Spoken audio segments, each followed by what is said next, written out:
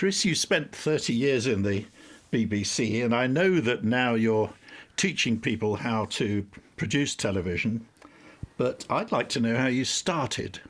Yes, it's a long time ago, David. It was the 1st of August. I remember the date, 1985. Goodness me, nearly, what is that, 37 years nearly? And I joined, of course, as a trainee studio camera operator and left about almost exactly 30 years later. But when I joined, of course, there was the Wood Norton Educational Training Department, I think it was called, was it? Yeah. Over in Evesham, and I had to. You spent 3 months there, I think it was, to start with. But I remember it being quite fraught because there were weekly tests, and the tests were multiple guess. So you had a row of buttons built into the table. The tables were like those science lab tables at school, brown wood kind of thing. And in a little recess, there were these 5 or 6 buttons. And the questions came up on the screen at the end of the room, kind of thing, and you pressed your button, and the tutor at the front could see what everyone had pressed, you see, and you got a score at the end of it. Very clever system. But yeah, back in the 80s, this was, Yeah, that's very advanced, isn't it? Multiple choice questions. You see, before trainee computers. cameraman. Yeah.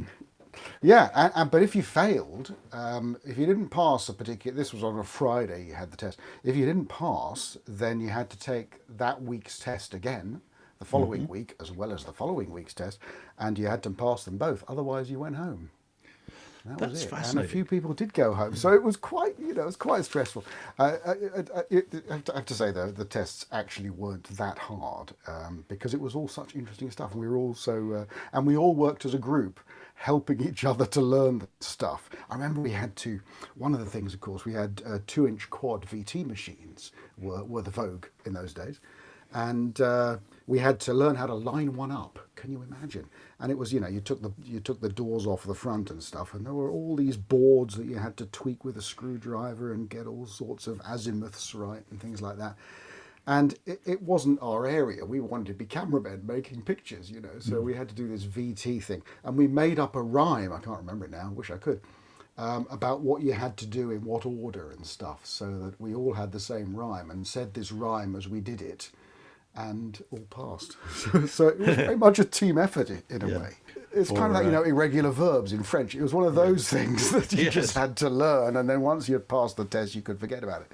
Unless, of course, you were going into the VT department, which some of the fellas were. And, of course, we were very green. We were brand new into the corporation, and it was a very technical training course, the first bit, really to get us up to speed and to prevent us from electrocuting ourselves and all those things. But we did of course go back at the end of the 3 years for what they called the qualifying course, the Q course, and I think that was only a month. It was really just a kind of summing up of everything, because it was a 3-year training. The on-the-job training was very much straight into camera work for me. I remember. My first day, I was sent down to the television theatre where they were doing the 100th episode of Wogan. And there were thousands of episodes of Wogan made following that. Wogan was fairly new. I mean, I think there were 3 a week, weren't there? So it had only been going a few months.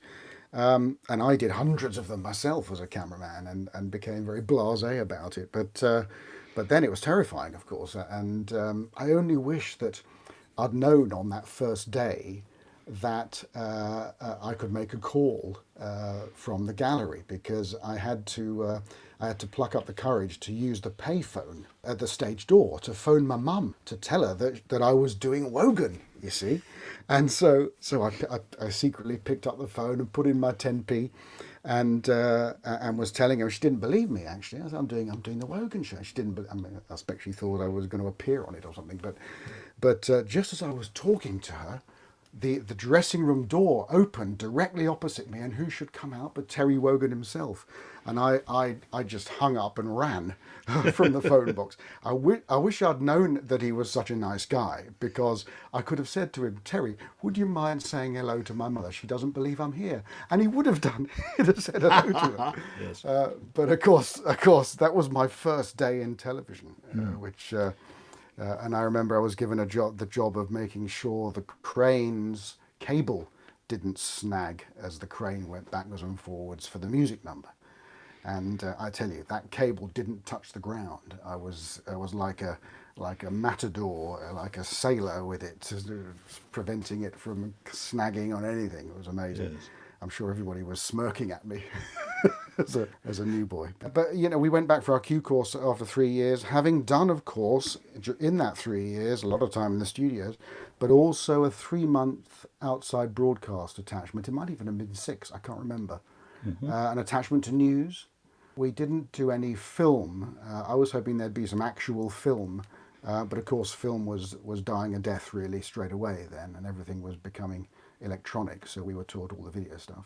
Yes, that was the early days of ENG, and so you get all those terrible blackages around things. Yeah, well, there were, it was a separate recorder for your camera. It wasn't a camcorder as such. That came later when Beta came along, and Digibeta, of course. I was thinking about Digibeta the other day, because it's amazing to remember that for around, I don't know, 10 to 15 years, Digibeta was really the only camera. There was no other. If you were going to film an interview with somebody in a hotel or something, you wouldn't think, well, what camera am I going to use? It was Digibeta. That's what the crew used. There was really no choice. Now, of course, there's hundreds of cameras. There's Reds, there's Alexas, there's Canons, there's Sonys. There's all sorts of cameras that you could use, and they're all different resolutions, up from HD right up to 8K now. You'll remember that David Attenborough asked how many K we were filming, David, when we made our little film with him. But he's used to 8K and beyond, I suspect. Yes. But we begrudgingly had to admit we were only 2K. Yes.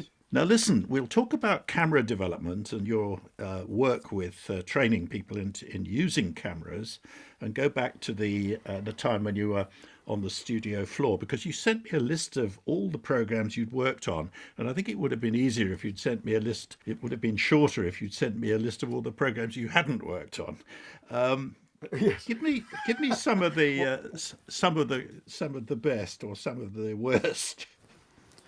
Well, there was a whole range, and actually, that list are only the ones I can remember, and it was only a couple of weeks ago that I suddenly remembered, hang on, there was Absolutely Fabulous. I did Absolutely Fabulous, all series of it, and it had slipped my mind. You know how it is. Yes. I'm sure there's a few more that I can add to the list, but you'll see from the list that the bulk of it was things like sitcoms and comedy and stuff like that. Being studios, that's what it is really. There's a lot of factual in there. There's a bit of multi-camera drama, which you just don't get anymore. The only multi-camera drama of any sort is your EastEnders and stuff like that, returning dramas.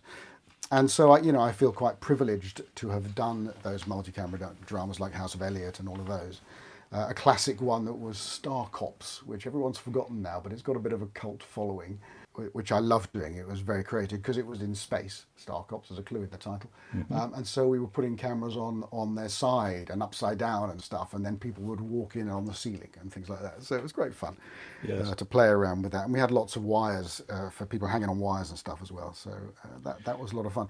But the stuff that I enjoyed most, I think, was probably the music shows and the comedy shows, because comedy shows by definition are good fun. What I liked about them also, the sitcoms and some of the comedies, was that they had a live audience, and half of what I filmed, probably at a sort of finger in the air, half of what I filmed was probably live, and a quarter of the rest, the quarter of the recorded stuff, was probably in front of a live audience. So as live, as we used to call it, yeah. As live in a way. I mean, you don't film a sitcom as live, really. You stop and start, and you play in the insert location film at the appropriate time in the plot, so the audience get the story, kind of thing. But what I loved was that kind of feeling of performance, a feeling of theatre, because my degree was in performing arts. Actually, I'm a performer, really, and that's what I loved about the kind of studio setup. There was a sitcom, in fact, that we did film in real time. And that was an episode of One Foot in the Grave. And it was that episode where Victor Meldrew is left in the house waiting for a delivery, and the time slot is 8 a.m. to 8 p.m. and he's got to wait there. for the delivery to come, and he's just bored to tears, and he's wandering around the house and stuff, doing silly things. And we filmed this in real time, and he wandered around the set appropriately, and we moved the cameras around silently and to get the cuts from one piece of set to another, and so on. And it was filmed in real time as a theatre performance. So of course, there's the audience come for a whole evening of entertainment, and after 29 minutes, it's done. And the floor manager said, "So what do we do now?" And the producer said, "We'll do it again." and they had some alternative gags prepared so that he did different jokes. And of course, when he does a different joke, the audience are expecting the first one again, so it gets double the laugh, which is very clever. And the script writers, Wonderful. they're clever, they know this stuff. So we did it twice. And I think they did edit, actually, they did stitch it together a little bit. One of my favourite sitcoms, the time that I remember as the time I've been laughing the most, been crying with laughter, was the very short series called Bottom with Rick Mayall and Adrian Edmondson. It was directed by Ed Bye, and it was I was working on a crew with the legendary Roger Fenner for that, and I got a camera, much to my surprise, not being a regular member of the crew, but there were 6 cameras, and so there's the scope for other people to work with the crew. And it was just, I remember one scene where it's making me laugh to talk about it now, where Adrian Edmondson is beating Rick Mayall over the head with a rubber frying pan, and the grams operator is trying to stab in samples at slightly different pitches of a metal frying pan to time them. And of course, Adrian Edmondson sells the grams operator a dummy, and so there's a dong when he hasn't actually hit his head. And of course, the audience just laughed. That's one of the few times when you look around at the audience, and the audience is 300 plus, and this was in TC1, big studio, so big audience. And you look around, and most of them are on their feet, trying to get a better view. They think by standing up they can get it, because it's just so utterly riveting and hilarious. And the performers are performing to the audience even more, just as much as to the cameras, really. That's the talent of that team. They were just brilliant. For many years I did Children in Need, and I loved doing that because it's 6 hours of live telly with the best of the West End at the time and stuff like that going on. I always did a handheld on those shows, so by the end of it you're sweating and dripping with sweat. It was a fantastic experience. So tell me about the arrangement. studio kit. Well, generally the studios at TV Centre had a complement of 6 cameras. That would be kind of a standard for the show, unless it was a very simple, perhaps a children's show. You'd only have 4 or something like that. But 6 was a standard for a sitcoms or light entertainment and stuff like that. And inevitably 4 of them would be pedestals. So like big tripods, telescopic tripods on wheels that you push around, and you can really go anywhere smoothly on shot. So you don't need to lay tracks anywhere. You can just go anywhere you like on the very, very smooth studio floor. But of course they're cabled, and you have to be careful not to get tangled up and do, as we called it, knitting.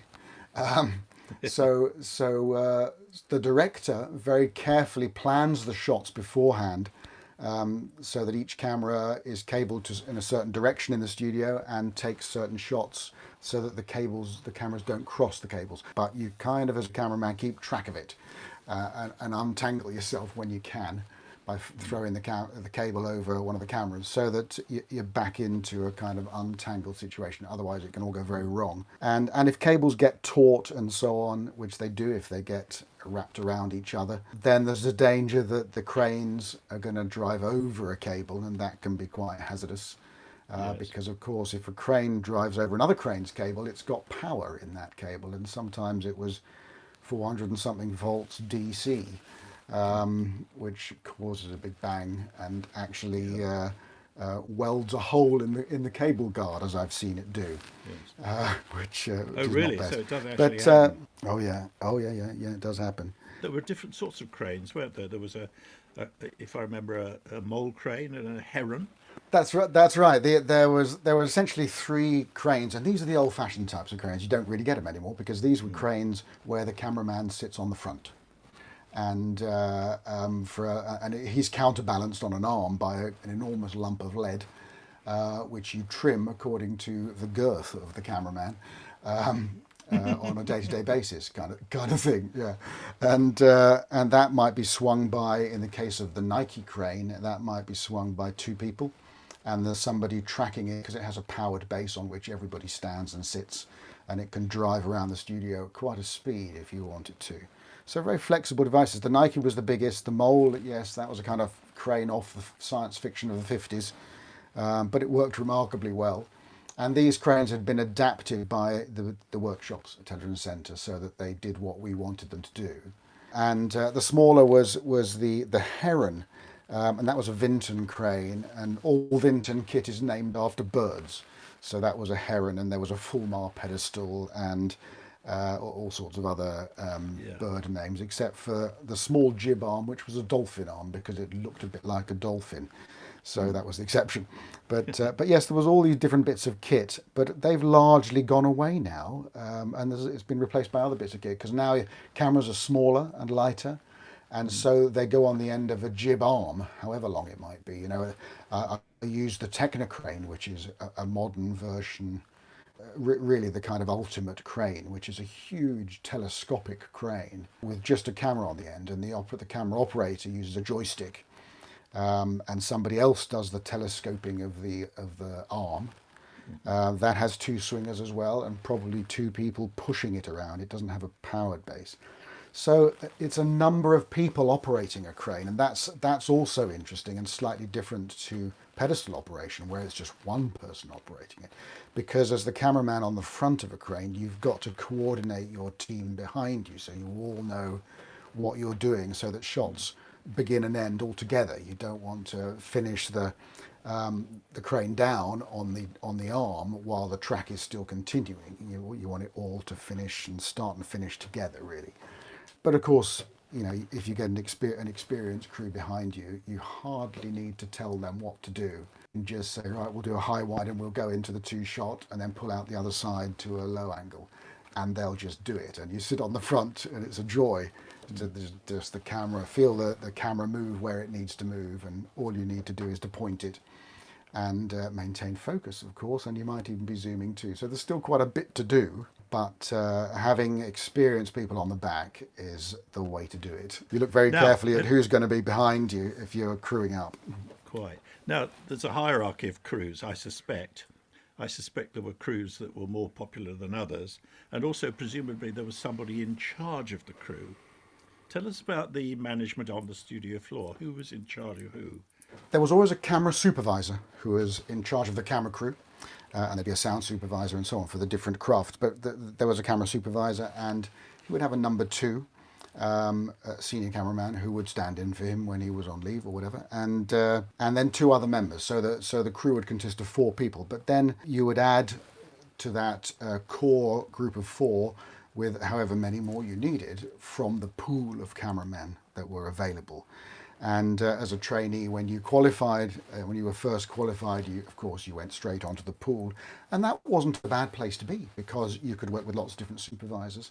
And the supervisors, they were all popular. I wouldn't Yes. say any of them were more popular than others, but they did have their specialisms, their choice of genre, if you like. So there would be light entertainment supervisors who did lots of light entertainment shows. There were drama supervisors. There were, they each had their music supervisors. Even they each had their preferences for what kinds of shows they liked to do. And I would try to work with whoever it would have me, really. But I did enjoy the music shows. But I ended up on a wonderful crew of a drama crew with the legendary Rodney Taylor, and I remember one instance where we were doing a costume drama. It might have been House of Eliot actually, and the director was getting a little bit twitchy because Rodney was. There were three cameras on the scene, and Rodney was in the middle, and I was on one side, and there was another operator beyond Rodney. And the director was getting a little nervous about Rodney because his shots of the lead actress seemed to be consistently out of focus during rehearsal. Yeah. Now, this was a rehearse record situation, so you'd rehearse the scene, then record it once or twice. And so during rehearsal, while we're looking at the scene, Rodney was focused on the background, it seemed, and it was a bit fidgety with moving his camera around and so on. I knew exactly what was going on because I'd learnt this from him, but the director didn't understand it. And he came over to me. I don't know why he came to me as the young fella. I was young in those days. And he said, "Is Rodney going to be all right?" And I said, "Yeah. He's looking at the background." And I explained to the director that he's looking at the mantelpiece behind the actress and making sure there's no ornament that's catching the light or picture frame that's sticking out of her head or a plant that's sticking out of the top of her hat, whatever it is, that's distracting. And so he's focused on the mantelpiece. And he's moving the camera around to put the ornaments in different places so that he can find a position where it's satisfactory and not distracting. The director wasn't really aware what he was doing. He didn't consider the background, but but Rodney was. Come the take, of course, he was focused on the actress, but by then he'd found the perfect solution. And this was, when I learnt about all this, that what a cameraman must do is never let on to the person sat on their sofa at home that they're looking at a television or they're looking through a camera, or that behind the camera there's a sweaty technician trying to make it all work and wondering what he's going to have for supper and what time he's going to get home and stuff like that. Never must you break that fourth wall, if you like, to give it a film term. And anything like that, when you have something sticking out of someone's head, when the shot is slightly out of focus, when it's the wrong height, when you get a fidget on the shot, for all those little things, cuts are really important, obviously. All those things are distracting. As soon as you distract your viewer, they'll think, "Oh, why did it do that? Just why is he gone over there? Why can't we see a shot of so and so? What's going?" You've lost them. They're not listening to what's being said. They're not listening to the dialogue. They're not following the narrative anymore. So you've lost them. No, because directing should be unnoticeable, and camera work, in a That's sense, right. should be Absolutely, unnoticeable. absolutely. So there was one occasion where I was asked to go and film an interview. And this was after I'd left the studios. I moved from the studios into innovation and training eventually, which is how I ended up at the university, I suppose. But I was asked by a producer, "Oh, can you come and film this interview?" And it was an interview, actually for Radio One. Radio One do a lot. It's weird to think of filming for radio, but they do a huge amount of online video production and so on. And there's a live lounge, of course, which I was also involved with. But so I went with this young producer to film somebody. I had no idea who they were. So he said, "Would you mind filming it? We're going to film it handheld." And by the time I was doing this, I was getting on a bit. And handheld, really? I brought my tripod. Why do you want to do it handheld? And of course, doing an interview handheld, it's going to move about gently, even if you pretend to be a tripod and hold it as steady as you can. It is going to move about a bit. But that's what he wanted. I want to give it some life. I want to, make it a bit more interesting. Because to be honest, this guy is probably not very interesting. So I want to make it look a bit more interesting, right? Okay. So I thought that's a bit of odd thinking, isn't it? If he's not very interesting, why are we interviewing him? Anyway, just me. So I started filming handheld, and blow me, this producer starts to kind of tickle me, and make me fidget and stuff, and push me around a bit to make the camera shake. And I had to kind of stop and say, "What are you doing?" And he said, "I just want it to move a bit more, make it move around a bit, give it a bit of life." And I had to decline, I'm afraid, because it was just ridiculous. But I did give him a little bit of movement and so on. But I was quite pleased to see that the guy was extremely dull that we were interviewing, and he didn't make the air. So that was good use of my time. Yes, quite. But I mean, you often see shots framed where the eyes are in the middle of the screen, which is quite wrong. You very often see, I suppose it's because you've got very inexperienced people going out on location. You see backgrounds in focus and the interviewee not in focus. You see all sorts of things like that. Sorry, Is carry that on, David. simply because we don't have professional cameramen going on location now? It's PAs or producers doing their own stuff. I suspect that some of it is that, David. When I left camera work, I went into innovation. At the time, that was when DV was the big thing. And DV, the format of DV and the cameras that came out with the DV format were considered to be of sufficient quality that they could be put on, they could be transmitted, they could be put on screen, and were simple enough and small enough that a producer or a director could film stuff themselves. And there is no doubt that a lot of very valuable interviews and so on were achieved with producers filming with DV cameras and so on. And I became one of a number of people who championed this cause, if you like, because quite apart from the fact that a producer with a camera can get access, like for example, into a prison, into an inmate's cell, and interview them there, where you wouldn't be able to send a whole crew. That gives you some valuable footage. But of course, the main driver was cost saving, and it was inevitable, really, that there was a drop in quality for some of that filming, that style of filming. And it probably still goes on, even though the cameras improve and the quality improves because now they're HD, of course, and all of that. But DV was the start of all that.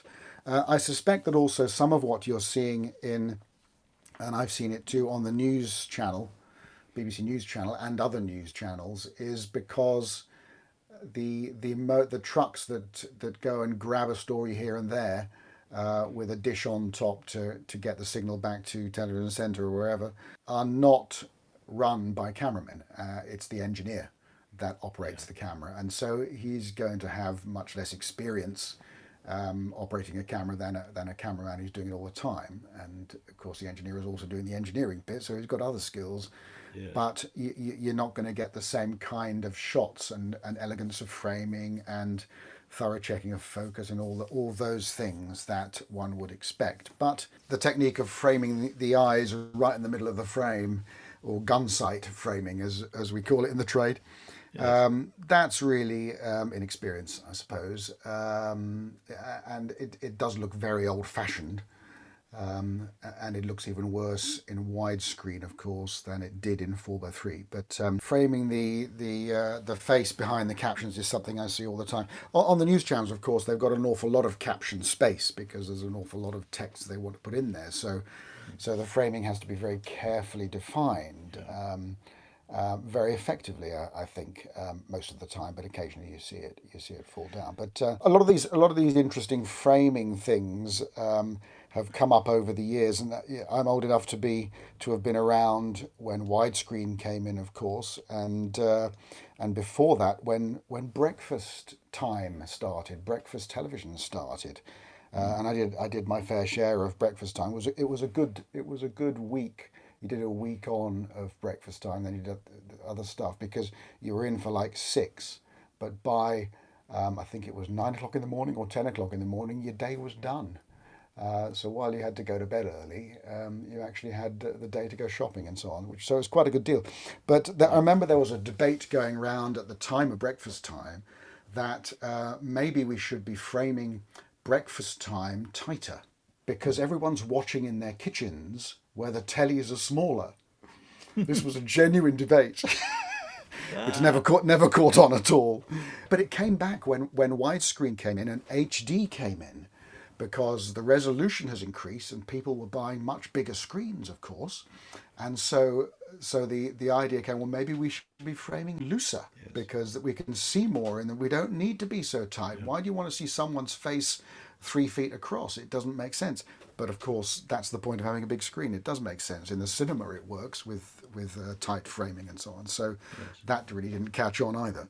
What were you taught about things like, I mean, it wasn't up to you if you were the cameraman, it was really up to the vision mixer, that this business of cutting before a zoom was finished, or cutting if you've got a pan which isn't panning with somebody, cutting away from it before the pan is ended. Where do you stand on that? You're right. It's cutting on camera moves, isn't it? On moves, Yes. especially unmotivated moves, like you're talking about a pan, for example. If it's not a motivated pan, then when do you cut off it and cut on it and so on? And yes, the general rule is you want it to steady first, but that's adapted over the years, I think. And I remember, for example, when I first started Top of the Pops, this was how it worked. So you were scripted, 8 bars, 7 bars and 3 beats. That was your shot, something like that. So that the cut was going to come a beat before the next 8 bar shot. You can see that 7 bars, 3 beats. So you'd wait for the tally light to come on, and then the move would start. Okay, so it was, and it would finish, cut to another static shot, and the move would start. So the cuts were always bookended by staticness, if you see what I mean. Yes. But not too long after I'd been doing Top of the Pops, some of the supervisors decided that this could look rather contrived, and a bit disconnected, a bit disjointed. So the motion would keep stopping, whereas the music didn't. The music carried on. And it was at just that point where the cut happened that the drum fill happened and a big cymbal crash and you went into the chorus or something. So actually the music was really pushing forward when the camera was stopping, and then cutting to another camera which then gradually started to move again. So the pictures weren't really matching the impetus of the music. And so a number of supervisors started to introduce the idea that the camera was already moving by the time the cut came. And so some of the supervisors decided that they wanted the shots to be already moving when the cut came, and still moving, perhaps slightly less fast or whatever, in some way, when the cut off them. And this took quite some skill, because you needed to know exactly when the light was going to come on, so that you could start your move perhaps 2 or 3 beats early, but when the light did come on, there was a coherent frame that initially you saw, that then the foreground whipped out of it and revealed the band underneath the bridge and so on. You've seen those late 80s, early 90s Top of the Pops. And this became a much more successful way of filming. Of course, the directors of Top of the Pops were very experienced light entertainment and music directors. So Stan Appel, of course, is the legend. And they were very up for innovating in the way it was shot like this. And if you look at the way modern music is shot, it's still the same. It's shot like that. It's moving shots, cutting. But that's different to what you were talking about, David, in terms of Yes. cutting off a moving shot and so on. That's very much still the same in a way. But those kind of shots happen less often. I mean, Well, I was thinking of the proms. You get a lot of crane shots in the proms, and they are cutting away from the crane shots early, and Yes. it's distracting, I find, Yes. because you notice it, and the whole point about these things is you shouldn't really notice. Yes, I suspect you're noticing it because that's the way. It's not the way you've done it for so many years, and so you're noticing it. It's jumping out at you. I suspect your average viewer at home doesn't notice it at all. But yes, I know these things do offend and distract. Yes, they do. Now, another thing I'd like to know about, because the camera operators are very much umbilically, whatever the word is, connected to the vision mixer. The vision mixer is crucial, of course, because the vision mixer decides, admittedly the director is directing, but the vision mixer actually makes the cut. So the camera operator has to work very much in cooperation with the vision mixer, isn't that right? I think that's absolutely right. You're all one team, and a good vision mixer is very valued by a camera crew. And I remember, on a slightly more technical note, realizing at a very junior level the importance of hearing the cuts. And by hearing the cuts, I mean the clunk of the vision mixer buttons. And when I first joined, there were still some old BBC made vision mixers, which really had a clunk button on them deliberately.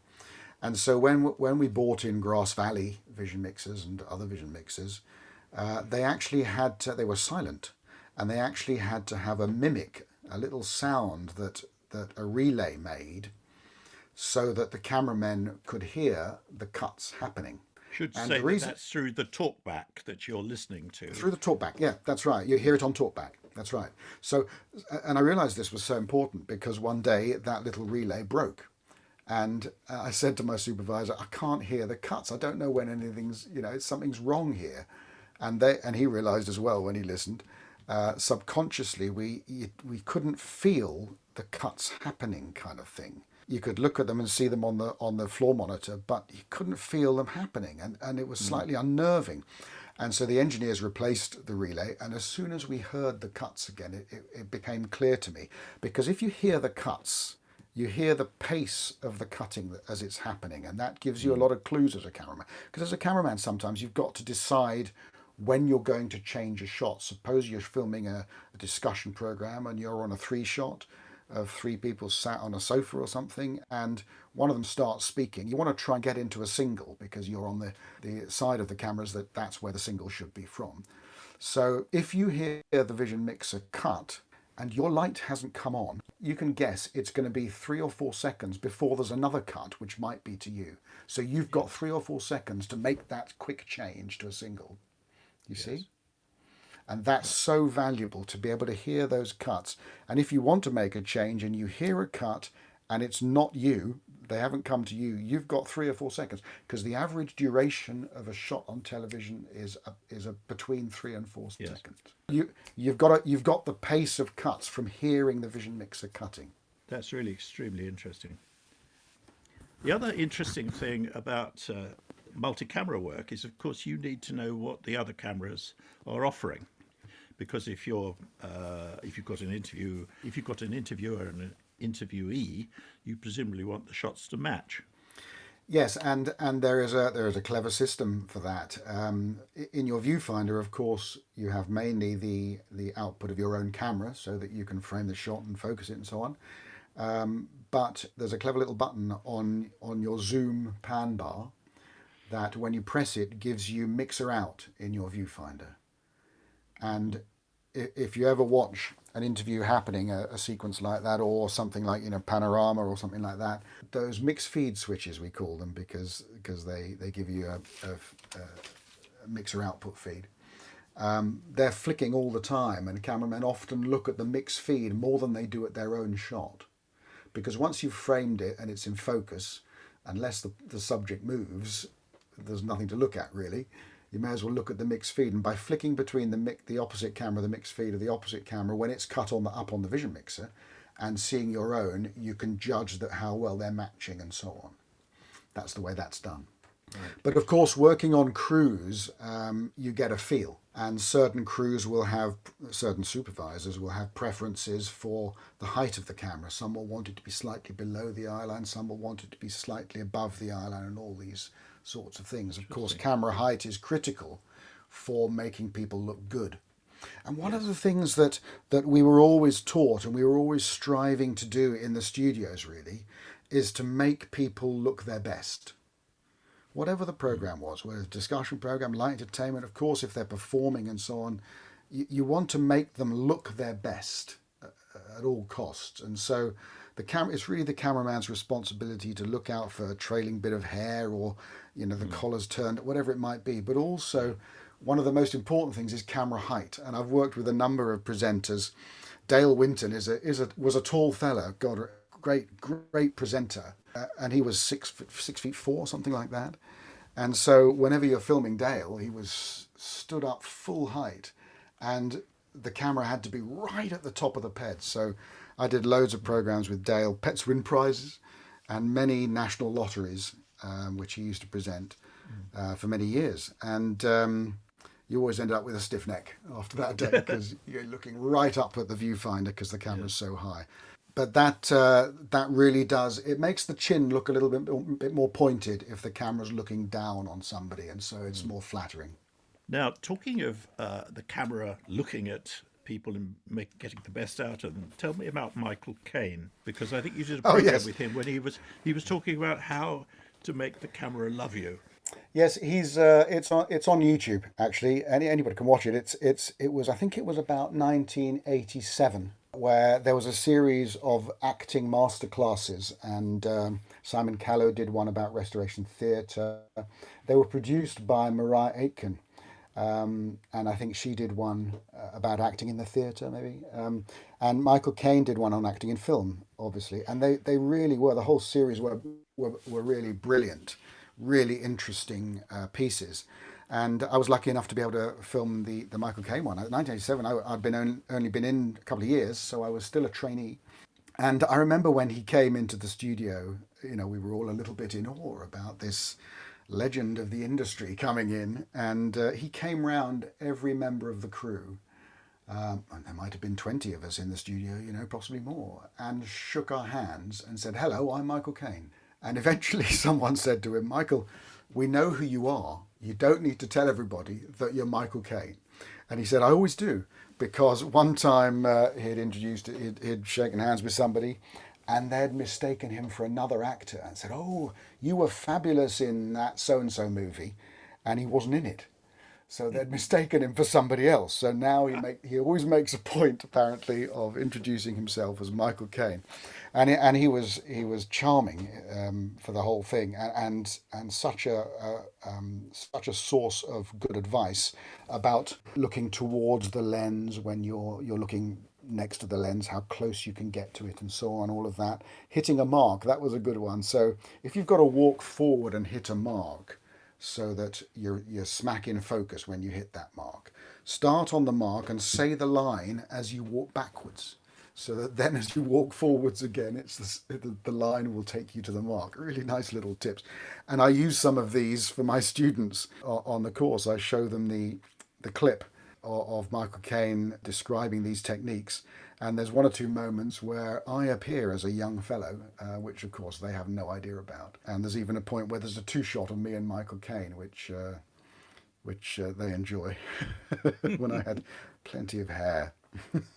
So he was talking about getting his eye line as close to the camera as you dare, but never, of course, looking into the camera. Well, he was one of those actors who did look into the camera, of course, for his role. Was it Alfie? He did a bit, and he Uh-huh. does a bit of that in the masterclass, where how do you look into the camera and address the camera, and it's not easy.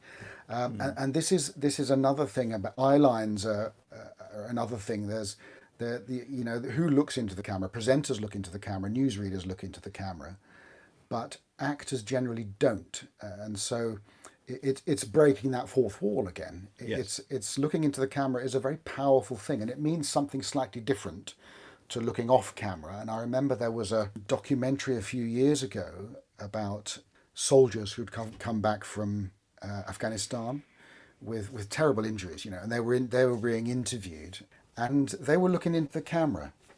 And while the subject matter was very difficult anyway, I found it very disconcerting that they were looking into the camera and telling me their story.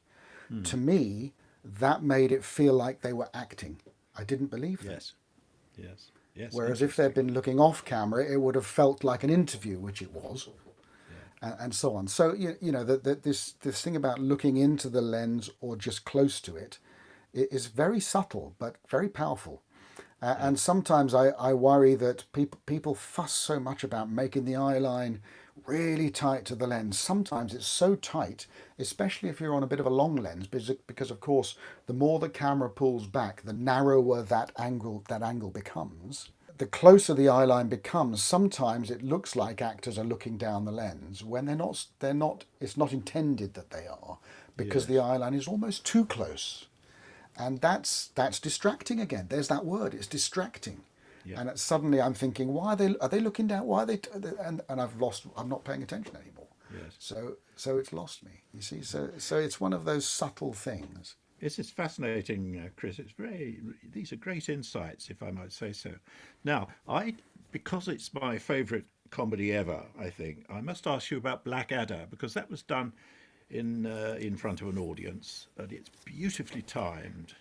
To me, it's the sort of peak of BBC comedy, multi-camera comedy. I don't know whether you'd agree with that, but it was, of course, done in front of an audience. But the actors weren't acting to the audience.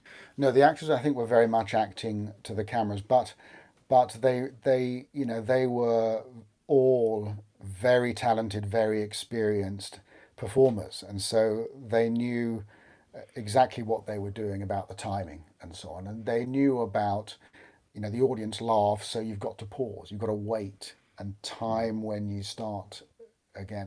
They know all about that, but it wasn't just the cast that were at the top of their game. It was the directors too. I mean, some of the you look at the list of I'm trying to Richard Curtis obviously was the writer who went on to direct some of his own films, of course. But Jeff Posner was one of the directors on Blackadder. Mandy Fletcher directed a number of the series, I think, and Richard Bowden, all very experienced directors at the time, at the top of their game, really, and with a crew at the top of their game too, and the cast, you're just going to get such a wonderful result. But of course, it's in the writing too. It's the whole thing really. You can see the quality there. You're absolutely right. But there aren't so many multi-camera sitcoms, are there? What multi-camera sitcoms are there these No, days? Mrs. Mrs. Brown's Brown's Boys, I Boys. suppose, is the nearest. I'm trying to think of any others. Maybe not Yes. going out. That's probably multi-camera. Anyway, let's move on, Chris, to your work with cameras and the way in which you helped production people make use of the new cameras that were coming in, the prosumer cameras, I suppose you'd call them. Yes, this was my championing with a number of other people of the DV revolution, if you like, and of course then the transition to high definition, where it all happened again really with a new array of cameras. But I found very quickly that my experience as a cameraman was obviously of value to producers who weren't necessarily particularly technical or particularly used to the niceties and the fine points about framing and composition and all of that. And I found that I really enjoyed passing on all of the kinds of things we've been talking about today, these little kind of tips and insights that actually people found useful and still do. I think my students find some of these things useful to help them understand what they're trying to do and so on. In moving a camera, in not moving a camera, in handheld techniques, and all of that stuff, which are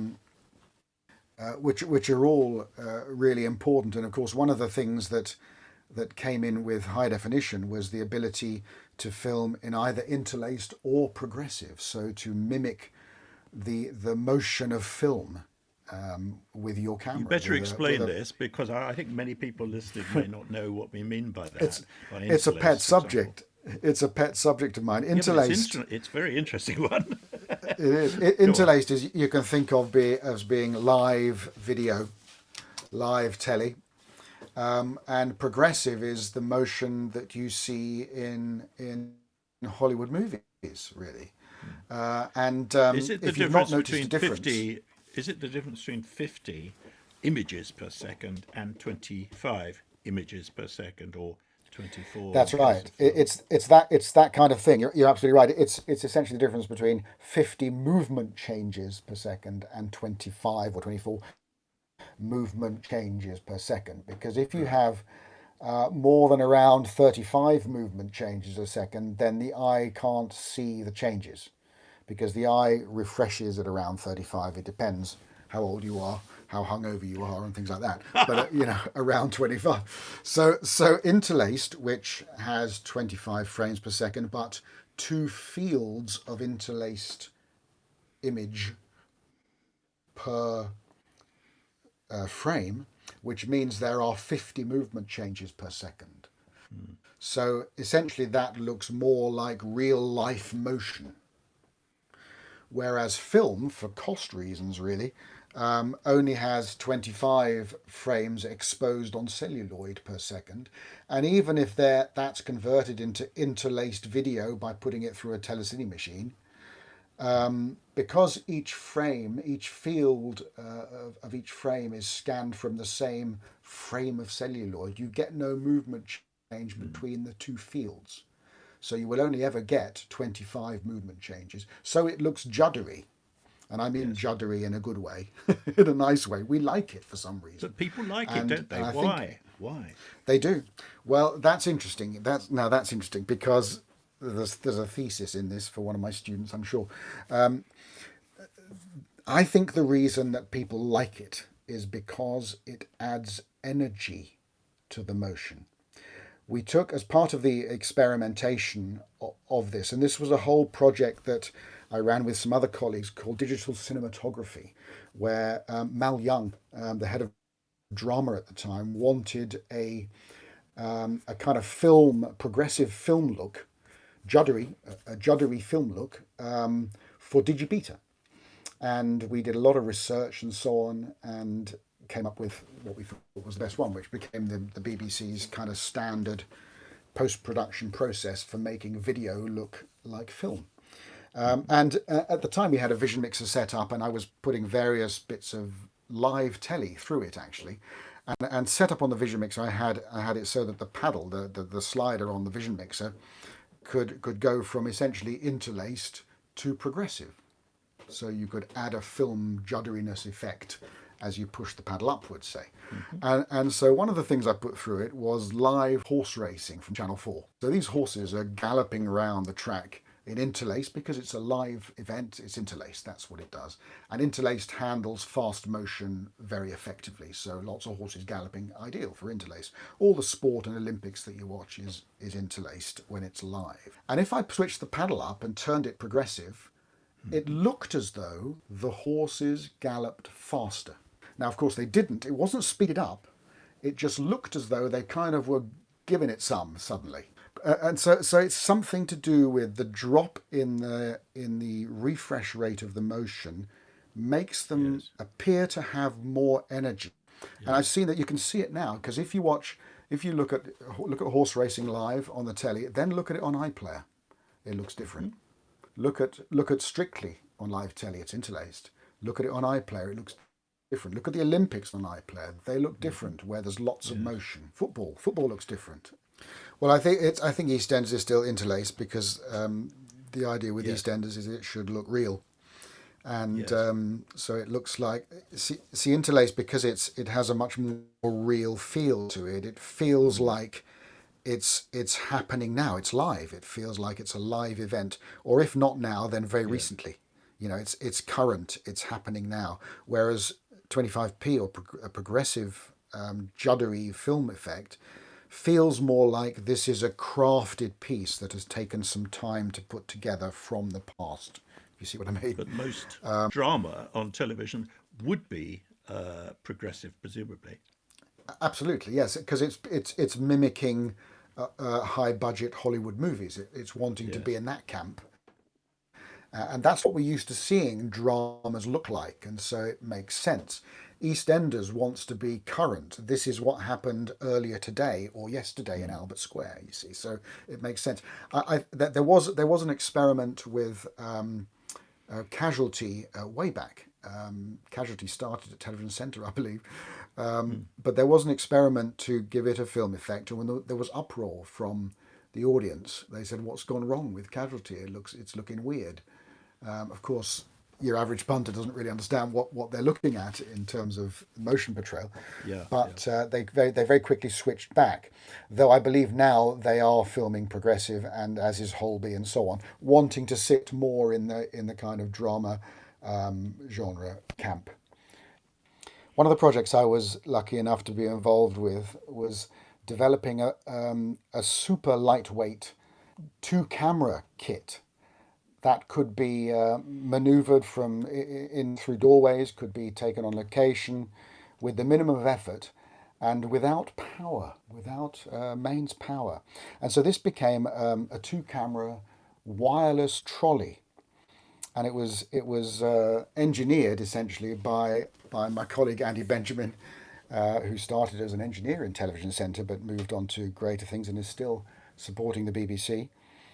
And he designed this wireless trolley that enabled two cameras to be vision mixed on a laptop and directed via monitors and talkback by a director. And in fact, when they were the vision mixing wasn't actually cutting the pictures; it was simply making a time code log of where the cuts happened and to which of Hmm. the two cameras.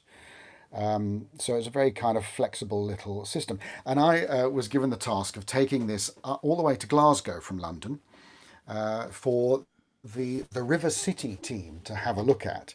And they were quite an imaginative team, looking for some solutions to their productions, which on the location of River City were filmed to camera, and they wanted to cut their editing time as much as they could. So they thought that maybe if they could vision mix with this trolley on location, then take the two camera tapes, one from each camera, and a floppy disk perhaps from the laptop, it's going back a while, to the edit, and then the two tapes could be digitized, and the floppy disk, the EDL, the edit decision list from the floppy disk, could be loaded into Avid, and the cuts appear automatically. And that's exactly what happens. So we thought, I described this to the producers and so on, and they liked this idea. So we thought, let's pop outside, get a few people, and we'll do a quick little scene and take it to the edit. Do a live thing. So we did this, and two people held the cameras and just did some cross-cutting over shoulder two shots, and a couple of the actors, as they were, just made up some lines, and the director just kind of flip-flopped the cutting with the dialogue. Okay. Hmm. And we did about a minute or two of this and thought, oh, that's enough. Stop it there. Done. Took the tapes out, took the EDL out of the laptop, went to the edit suite, and loaded them up. Unfortunately, we hadn't labelled the tapes. And so we didn't know which was camera one's tape and which was camera two's tape, and we got it the wrong way round. So what was really interesting, what came up on the cuts, they were all the wrong way round. So they were all of the person not speaking, if you see what I mean, because the director had cut with the dialogue just because why not, something to do, isn't it? And but they were all of the person not speaking, and we all looked at this and immediately realised, oh, we've got them the wrong way around. Oh. But carried on watching because actually it almost worked. Yes. And this is so, it was so interesting to me that actually you don't need to see the lines that are being said all the time. No. Obviously you don't. You need to see the reactions. It was a little bit Absolutely. strange that as each actor inhaled to speak, you cut to the other person. That was a bit Yes. odd, but so the cut perhaps wasn't timed quite right. But this is an anecdote I tell to my students because it's all about seeing reactions. You need to see Yes. the reactions to what the dialogue is saying. Actually, we can hear the dialogue. We've got another thing. We've got our ears. We can hear. We've got the soundtrack. We can hear the dialogue, so we can use our eyes to see the reaction to the dialogue on the other character, and Yeah. that's more interesting to see than to see the person speaking. Obviously, it's a balance, and that's where Yes. the director's interpretation comes in. He decides when you're going to see what reactions you need to see, which are really important, and what lines you need to see because they're important. And so that's how the interpretation comes. But of course, some of the students, when they're coming to do this, they'll just cut with the dialogue, Yes. and that doesn't work. To No, cut quite right. opposite the dialogue works better. And that was Yes. Yeah. proved by this pilot. No, Very interesting. absolutely. Very interesting. Yeah, absolutely.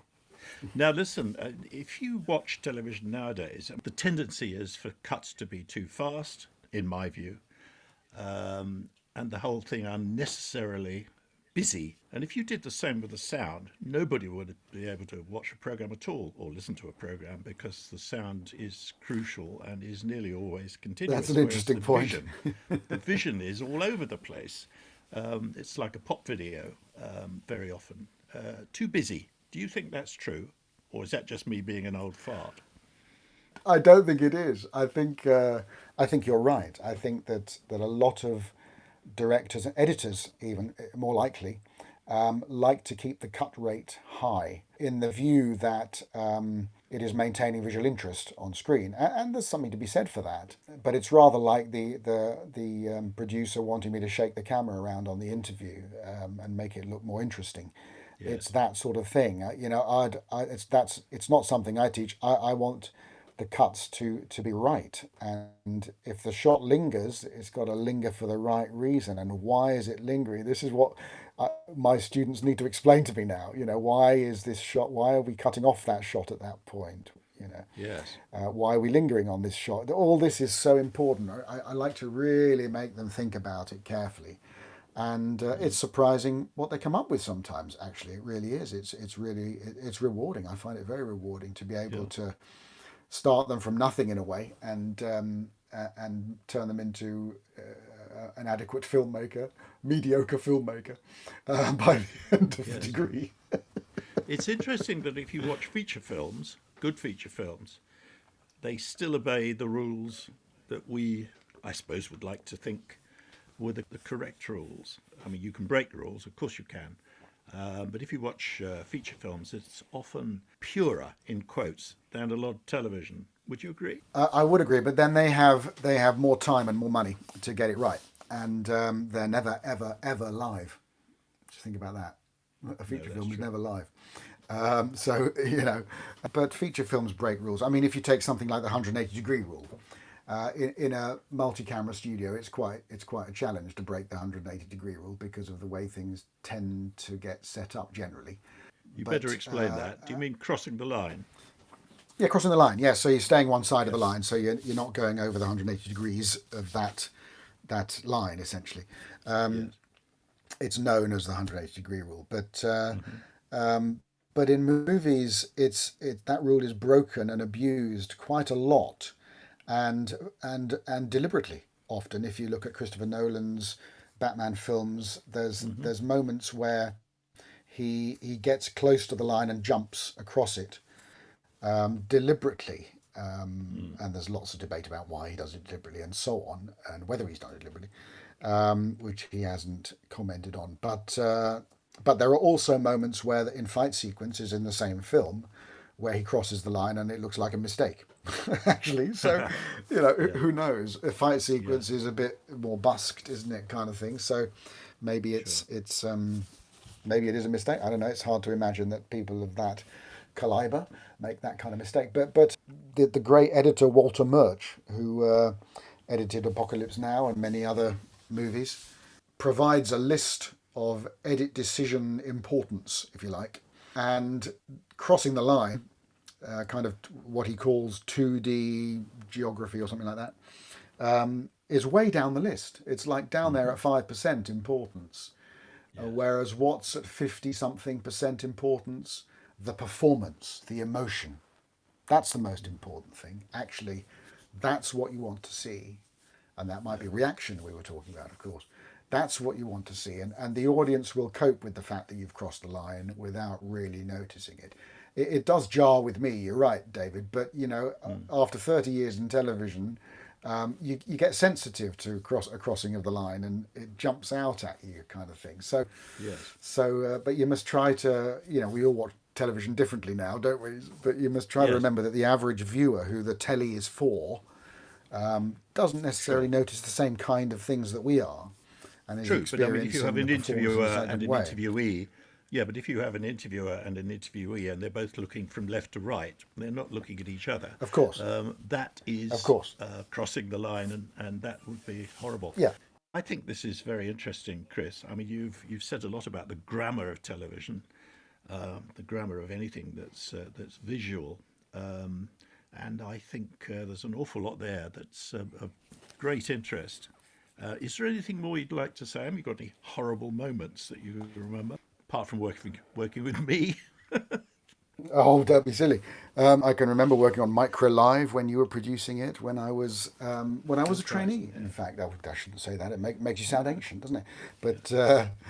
but I remember it well. I remember there Quite. one time being a kind of a drag racer in the studio, a drag racing car in the studio, and I had a wide shot of the studio showing that, which I remember.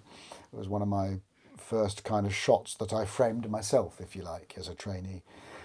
There were some grim shows too, obviously. I Oh, it's prefer like not to disasters. mention names, obviously, No, but there quite. was one show where it was an audience show, but it was an audience of invited celebrities and their wags, if you like. And the presenter of this show, who I won't name, but it was a terrible show because the presenter, we'd rehearsed it all day and it had all been fine. But come the recording in front of the audience after supper, the presenter couldn't read the prompter from any of the marks that we'd rehearsed because they weren't wearing their spectacles, which they'd worn all day.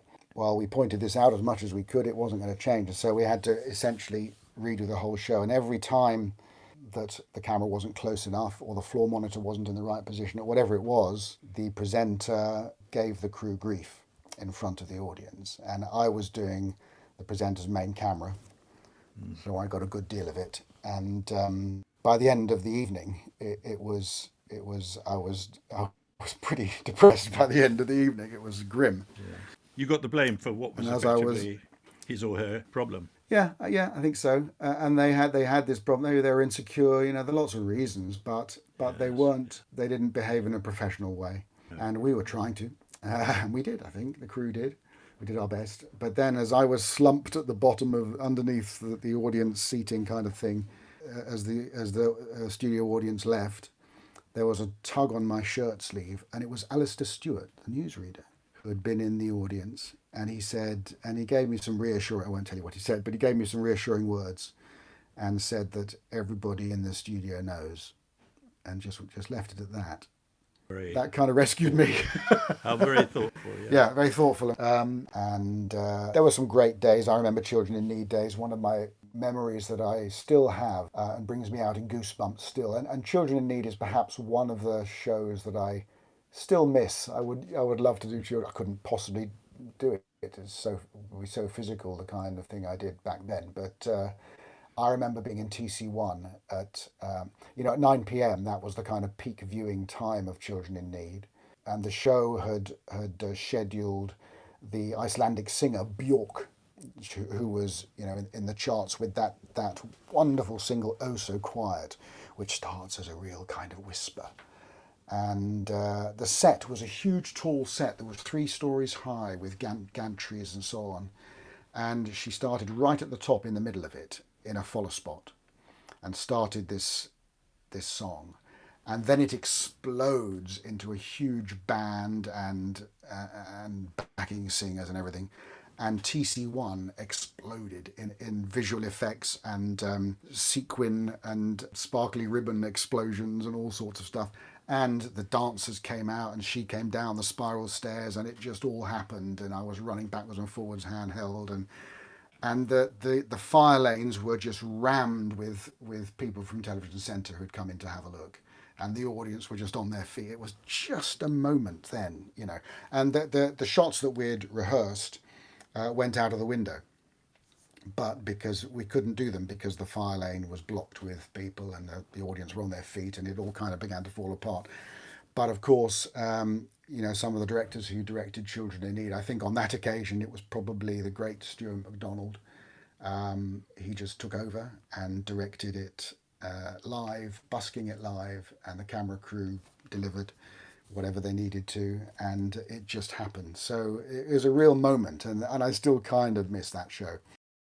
Chris, I think that was terrific. Thank you very much indeed for doing this. That's a pleasure.